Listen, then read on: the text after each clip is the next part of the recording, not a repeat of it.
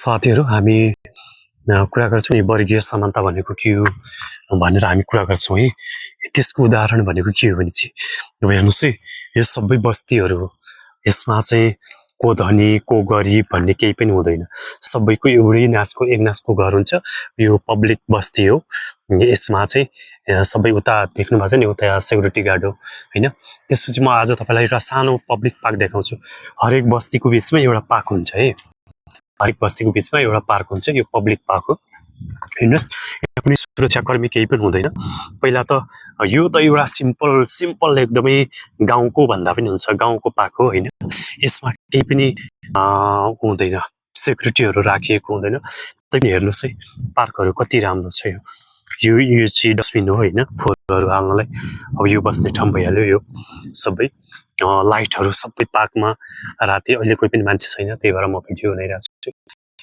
यो घाँसहरू ठुलो हुन दिँदैन यिनीहरूले। यो घाँस ठ्याक्कै भयो कि काटिहाल्छन् क्या यिनीहरूले। अनि यता सबै हेर्नुहोस्, बस्ने ठाउँहरू सबै यतापट्टि अलिअलि अँध्यारो छ है, तपाईँहरू हेर्नु होला। यो बस्ने ठाउँ भयो। त्यस्तै यो हेर्नु न, यो पब्लिक पार्कमा यो जिम गर्ने ठाउँहरू। मलाई त यो नामहरू पनि आउँदैन है। यता साइनबोर्डहरू लगाएको छ।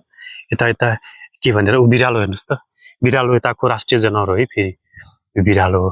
अब यो चाहिँ भनेर लेखेको छ हेर्नुहोस् त, stand on the speed and hold the handle भनेर के लेखेको छ यसमा होइन।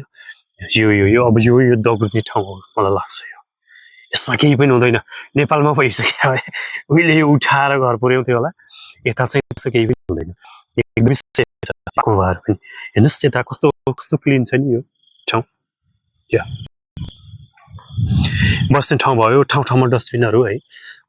त्यस्तै अर्को पनि छ है, यो जिम गर्ने ठाउँ। यो जिम गर्ने ठाउँहरूको पनि छ। यो के गर्ने हो यो हेर्नुहोस् त, यो डबल पुसअप भनेर लेखेको छ। बोर्ड लगाएको छु, डबल पुसअप बस्ने। अनि यसको यतापट्टि पनि बसेर यो डबल पुसअप हेर्नुहोस्। यता कुनै सेक्युरिटी केही पनि हुँदैन। यो सुरक्षित हुन्छ है, वर्षौँसम्म पनि यो सुरक्षित हुन्छ। त्यहाँको लाइट बिग्रेको रहेछ होइन, त्यसको लाइट बिग्रिया रहेछ, त्यही भएर यतापट्टि उज्यालो छैन। यता मसँग टर्च छ है, म टर्च बाल्छु हो। टर्च ओके, टर्च बालेर म तपाईँलाई देखाउँछु। यता त टर्च बालेर पनि नदेखिने रहेछ। सबै चाइल्डहरूको बच्चाहरूको सबै बच्चाहरूले खेल्ने ठाउँ छ। म सेकेन्ड डे तपाईँलाई देखाउँछु। अहिले चाहिँ यतापट्टि अँध्यारो छ। यो सबै हेर्नु त कस्तो राम्रो। यो दिउँसो आएर चाहिँ देखाउनुपर्छ। यो सबै यस्तो व्यवस्थित हुन्छ। भन्नु खोजेको चाहिँ हामीले चाहिँ विकासको परिकल्पना गर्छौँ नि, बस्ती विकास कसरी गर्ने, सहर विकास कसरी गर्ने, गाउँ विकास कसरी गर्ने।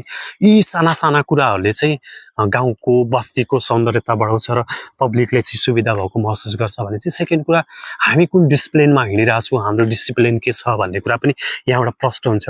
यहाँको मान्छेहरूले कसरी यो पार्कलाई व्यवस्थित गरेको छ, यो सामानको सुरक्षा गरेको छ, कसरी यिनीहरूले चाहिँ यो चाहिँ सफा राखेको छ। हरेक मान्छेमा चाहिँ यो चिजको चाहिँ रिस्पोन्सिबिलिटी हुन्छ। यिनीहरूले मेरो सामान जोगाउनुपर्छ भन्ने धारणा हुन्छ। त्यही भएर साना बस्तीको बिचमा चाहिँ यस्तो सानो पब्लिक पार्कहरू चाहिँ राख्ने गरेको हुन्छ। हामीले सिक्नुपर्ने धेरै कुरा छ। देश बनाउनको लागि, गाउँठाउँ बनाउनको लागि कयौँ कुराहरू, साना चिजहरूबाट पनि हामी मोटिभेट हुनु जरुरी छ।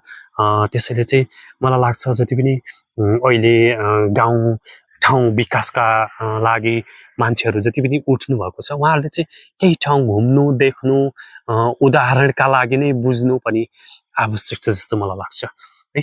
अब भोलि आउँछु म, यताको उज्यालो भएको बेला आउँछु त्यहाँको पार्क देखाउनलाई। अहिलेलाई यति नै। Okay, thank you, by by.